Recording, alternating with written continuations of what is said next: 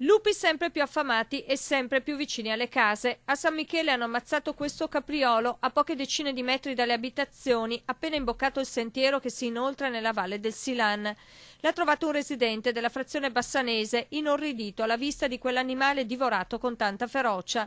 E un altro capriolo è stato ucciso quella stessa notte, poco più in su, a Varrovina, un'altra vittima dei lupi che sono scesi dalla montagna fino a raggiungere la pianura in cerca di cibo.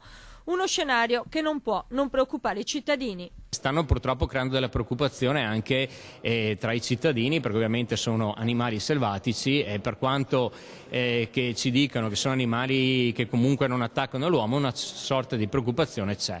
Quello che a me dispiace vedere è la totale assenza da parte del Ministro dell'Ambiente, perché nei mesi scorsi molti sono stati gli appelli che sono partiti dalla Regione Veneto, dal Presidente Zaia, dagli allevatori, dalle associazioni di categoria, non perché ce l'abbiamo con il lupo, ma quello che noi crediamo sia un dovere da parte di chi ha in tutela questa specie è di creare un piano di gestione e contenimento del lupo.